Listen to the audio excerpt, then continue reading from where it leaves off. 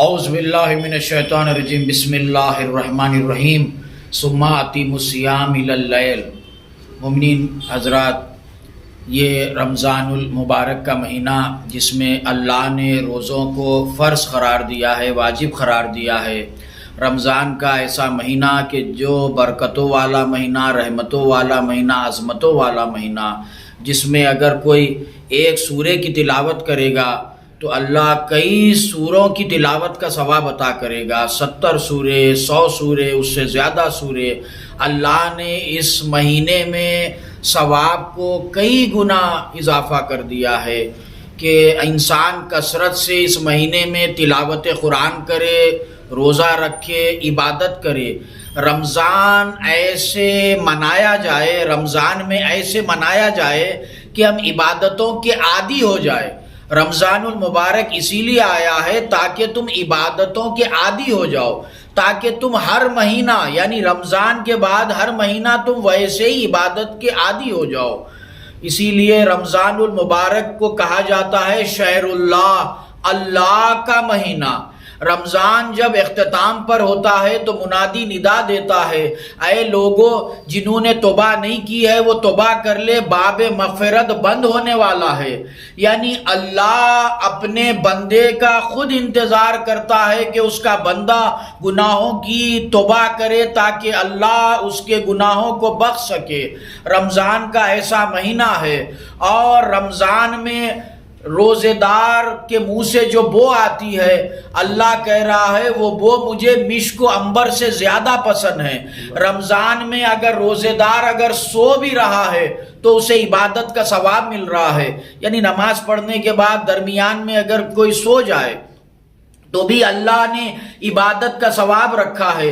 سوتے وقت یہ نہیں معلوم ہوتا ہے کہ ہاتھ کدھر ہے، پاؤں کدھر ہے، مگر اللہ نے اس میں بھی عبادت کا ثواب رکھا ہے۔ اور رمضان میں اللہ نے ہر تسبیح پر، ہر سانس پر ایک تسبیح کا ثواب رکھا ہے۔ آج کی سائنس بتلاتی ہے کہ روزانہ انسان 21,700 مرتبہ سانس لیتا ہے۔ ایک عام انسان، میں ایک پیشنٹ کی بات نہیں کر رہا ہوں، ایک عام انسان 21,700 مرتبہ سانس لیتا ہے، اور اللہ نے رمضان میں ہر سانس پر تسبیح کا ثواب رکھا ہے۔ یعنی انسان نے سانس لی اور فرشتے نے لکھا، اس نے کہا اللہ اکبر، اس نے کہا الحمدللہ، اس نے کہا سبحان اللہ۔ دیکھیے ہر عمل ہم اختیار سے کرتے ہیں، نیت سے کرتے ہیں، مگر سانس کیا ہم اختیار سے لیتے ہیں؟ نہیں، غیر اختیاری ہے۔ نیت کر لیتے ہیں؟ نہیں، نیت نہیں کرتے۔ یعنی جو غیر اختیاری ہے، جو بغیر نیت کے سانس لینا ہی ہے، اللہ نے اس سانس پر بھی ایک تسبیح کا ثواب رکھا ہے۔ ایسا مہینہ کہ جس میں اللہ نے عبادتوں کا مہینہ کہا، شہر اللہ، اللہ کا مہینہ، یہ مہینہ اللہ سے منسوب ہو گیا تو اتنی رحمتوں والا مہینہ، اتنی برکتوں والا مہینہ۔ تو اسی لیے تمام لوگوں سے گزارش ہے، جو سامعین ہے، جو سن رہے ہیں، کہ رمضان میں اپنے گناہوں کی توبہ کرے، روزہ رکھے، عبادت کرے، کثرت سے تلاوت قرآن کرے، نماز تہجد، نماز شب ضرور پڑھے تاکہ تم بعد میں بھی نماز شب کے عادی ہو جاؤ، نماز تہجد کے عادی ہو جاؤ۔ ایسا رحمتوں والا مہینہ، برکتوں والا مہینہ۔ ایک فضائل کی بات کر رہا ہوں اور ذکر تمام کروں۔